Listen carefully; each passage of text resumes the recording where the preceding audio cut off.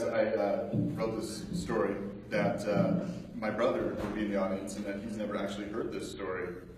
So we'll see how that goes. So yeah, watch for his reaction. I like toys. And my interest in toys has evolved with me. For example, what started out as a love for Mega Bloks grew into a love for Legos. That grew with me into a love for black market Legos of pop culture figures children should never know about.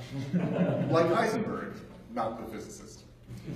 As a writer and creator, I have always enjoyed surrounding myself with figures representing influential characters and moments in pop culture. I'm not sure if it's because I enjoy the ability to hold a piece of that nostalgia in my hands, or I just like watching my parents shake their head in disappointment. Who knows? But with an office full of Batmobiles, zombies, and stuffed animal face-huggers, even I have my limits. Beanie Babies. Yes. Who said yes? Yeah. That's right. There is no room in my life for those adorable bead-filled animal sacks. My high school, junior high, and senior year, everyone collected them. Even I had a small collection forced upon me by holiday gift giving. Because everyone knows there's a Beanie Baby for every holiday, even the ones you don't know about. My girlfriend, on the other hand, obsessed over them. She had one of those official Thai Beanie Baby collector books that listed every type, variation, and future release dates. I once drove her to a shop 2 hours away to purchase a particularly rare Beanie Baby, the elusive Sailor Lobster. Now, you might think this part of our relationship bothered me. In fact, quite the opposite. I was grateful for it. Things couldn't be easier. Anniversary's coming up? Oh no! Grocery store Beanie Baby. Dude, you forgot her birthday today, didn't you? Oh no! Gas station Beanie Baby. Man, she's pretty pissed at you. I think she might want to break up with you. Beanie Baby from Hallmark. Step it up.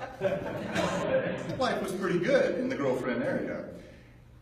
And then one Friday, I made the mistake of going out of my way to surprise her with a very limited edition USA Olympic Team Beanie Baby bear and left it sitting in her locker. That night, I received a call from my girlfriend. She found the Beanie Baby, and she told me nothing would make her day more than thanking me in person. Beanie Babies are trouble. Before we continue this story, I would like to impress upon your minds the image of a fluffy baby chick. That would have been me at that time. I was 17 and super Mormon, which meant I was super naive. Like that little baby chick, I thought I was tough and could take on the world, but I couldn't see beyond my own yellow fluff. So I hang up the phone and get in my car. On the drive over, all I can think about is this thank you she so eagerly wants to give me. I'm sure there'd be some kissing involved, maybe some cuddling while watching a movie, and if she was really grateful, maybe just a little tongue action. But that might be pushing it, and a guy has got to be careful. I arrive at her house. It's unusually dark.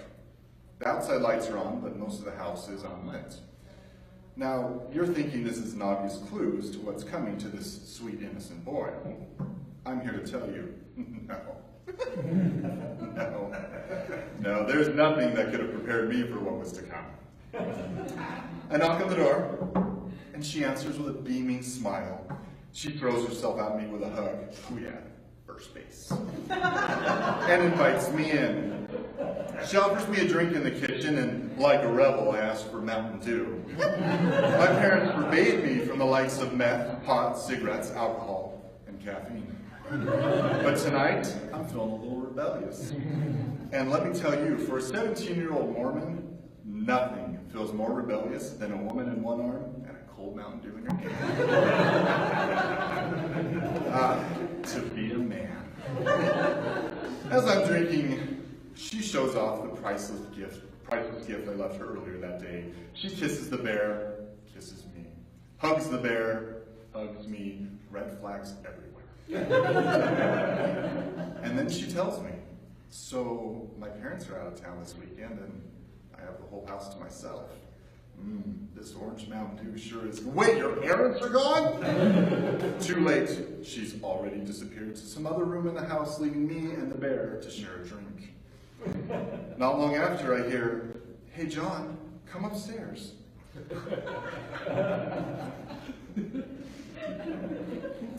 For the past few months, this house has been my second home. I've seen the basement, walked through the yard, even helped the old man in the garage, but I have never gone upstairs. Do you know what's up there? Her bedroom. Hell no. I can't seem to stomach any more Mountain Dew. I leave the rest to the bear and make my way to the staircase. At the foot of the stairs, I consider running. The front door's right beside me, and I could just easily sneak out. "Are you coming, or am I going to have to come down there and get you?" She teases from upstairs. The tone in her voice, it's changed. It's so terrifying and yet strangely alluring.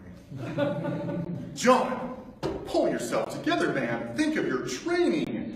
But she calls out